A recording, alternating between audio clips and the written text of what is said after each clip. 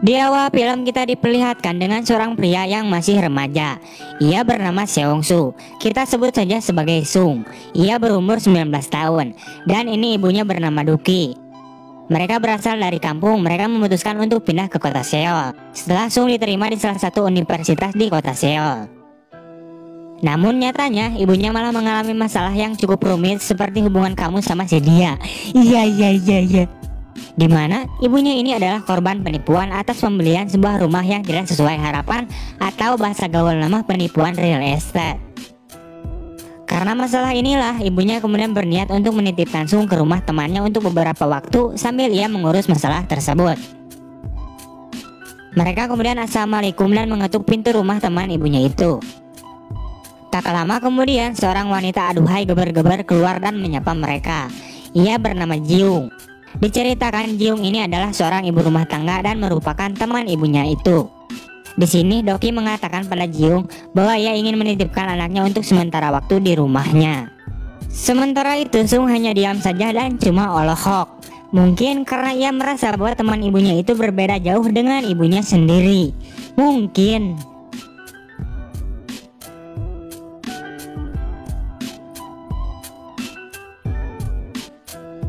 Scene kemudian beralih ke kampus. Terlihat Sung sedang berkenalan dengan seorang pria remaja bernama Jongsu. Namun baru saja berkenalan, mereka ini langsung menjadi teman dekat. Cuman otaknya si Jongsu ini sedikit bermasalah, dimana pikirannya itu cuma dipenuhi dengan pikiran cabul saja. Singkat cerita, saat pulang ke rumah, secara tak sengaja ia melihat si tante yang sedang melakukan yoga dengan lekukan-lekukan tubuh yang sangat menggoda iman. Melihat hal itu, sontak otongnya pun mulai berontak untuk mencari sebuah keadilan. Setelah di kamarnya, ia kemudian berhayal membayangkan sedang bermantap-mantap dengan si tante. Pada keesokan harinya di kampus, Sung menjalani aktivitasnya sebagai mahasiswa bersama si Jongsu. Namun di sini mereka malah mencuci mata mereka dengan pemandangan para mahasiswi yang pahanya mulus no minus. Dalam artian tak ada tapak boroknya.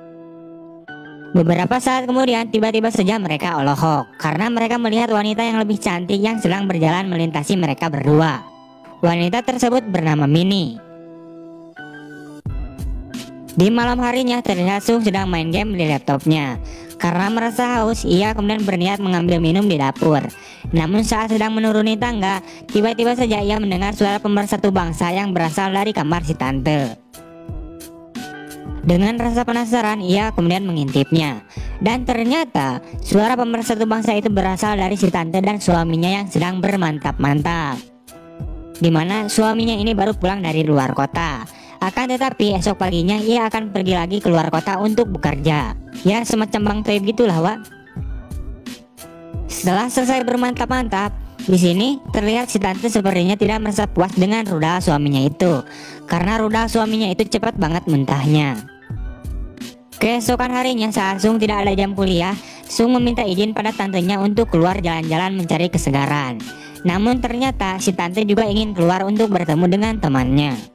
Karena rasa penasaran, pada akhirnya Sung memutuskan untuk mengikuti si tante secara diam-diam.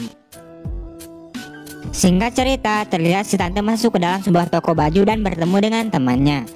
Di sisi lain, si Sung juga mengikutinya ke dalam toko ini. Diketahui bahwa temannya si tante ini adalah seorang manajer di toko itu, Wak. Setelah itu si tante dan si manajer itu kemudian masuk ke sebuah ruangan ganti. Dengan rasa penasarannya, Sung juga masuk ke ruangan ganti di sebelahnya. Namun saat menguping, Sung kemudian terkejut. Ternyata si tante dan manajer itu sedang bermantap-mantap di ruangan ganti itu, Wak. Setelah selesai bermantap-mantap, saat mereka sedang mengobrol di luar, tiba-tiba saja si tante melihat Sung keluar dari toko baju itu, Wak. Alhasil si tante kebingungan dong. Kenapa gitu nih anak ada di dalam toko itu, pikirnya. Setelah itu Sung kemudian curhat kepada temannya itu. Di sini Sung menceritakan kejadian yang tadi siang saat mengikuti si tante. Karena perasaannya lagi kacau, Sung meluapkan kekesalannya itu pada Jisung dan kemudian ia bergegas untuk pulang. Pada keesokan paginya saat Sung sedang minum cucu, ia tiba-tiba dikagetkan oleh puncak gunungnya si tante yang kelihatan karena tidak memakai BH.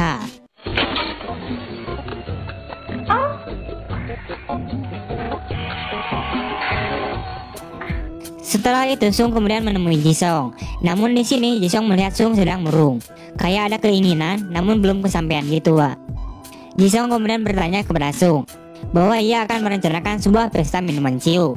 Ia juga akan mengundang Minnie dan teman-temannya. Singkat cerita, waktu pesta pun tiba. Akhirnya mereka pesta mabok-mabokan di suatu bar sambil ngobrol-ngobrol. Namun di sini Sung tidak ingin minum.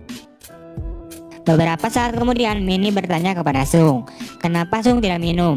Sung kemudian menjawab, aku tidak suka minuman beralkohol. Aku sukanya cucu cap BH. Setelah pesta berakhir, semua teman-teman Sung pulang menggunakan taksi. Sementara itu Sung dan Minnie berjalan kaki untuk pulang sambil mengobrol, karena kebetulan arah jalan pulangnya sama. Disinilah awal mula kedekatan mereka Wak. Minnie mulai tertarik dengan keluguan sosok si Sung itu. Setelah sampai di rumah, Sung tiba-tiba saja mendengar suara ih. Ia mengira bahwa suara bermantap-mantap itu berasal dari si tante dengan suaminya yang sudah pulang lagi. Namun faktanya saat Sung sudah berganti baju dan ingin mengambil air di dapur, dengan rasa penasaran ia mulai mengintipnya di pintu kamar si tante. Dan ternyata pria yang sedang bermantap-mantap dengan si tante itu ternyata bukanlah suaminya, melainkan pria tersebut adalah si manajer toko baju. Si tante melakukan ini karena mungkin ia tidak puas dengan rudal suaminya itu, dan ia juga sering ditinggalkan oleh suaminya itu Wak. Secara tak sengaja si tante kemudian melihat Sung yang sedang mengintipnya. Singkat cerita, di malam selanjutnya terlihat Sung sedang senam jari sambil nonton film kuda-kudaan. Namun tiba-tiba saja Sung dikagetkan oleh kedatangan si tante yang membawakan sebuah makanan ke kamarnya.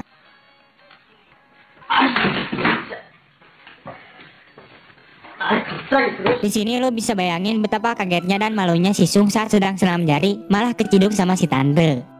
Sung kemudian berkata, kenapa gak ngetuk pintu dulu tante?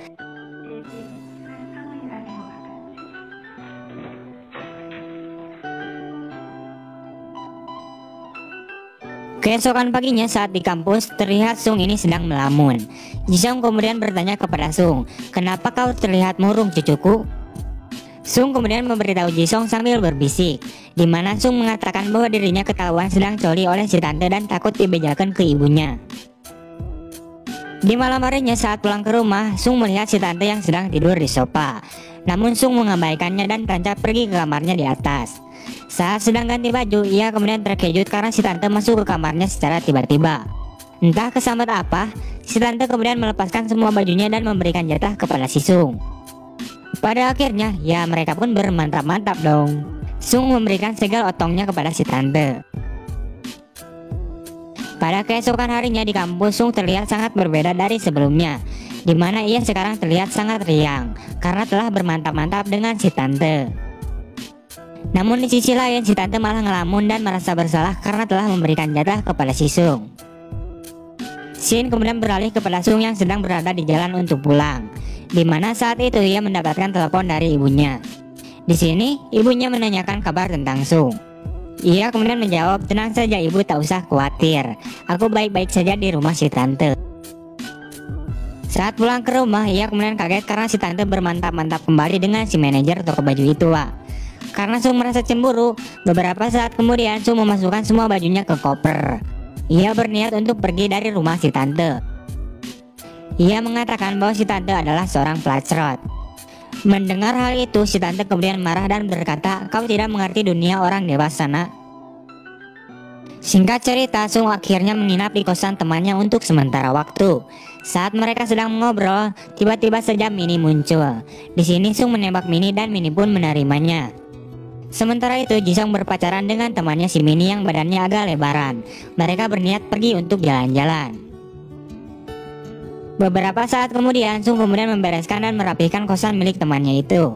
Setelah selesai, Sung kemudian membukakan pintu dan mengajak Minnie untuk masuk ke dalam.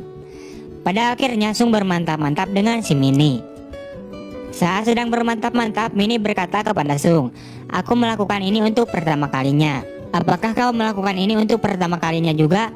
Sung kemudian menjawab, ya aku baru saja pertama kalinya bermantap-mantap. Padahal makan segalanya si Sung ini sudah diberikan kepada si tante. Sok wadul wae jelema teh. Di akhir film terlihat Sung dan Minnie yang sedang berdua.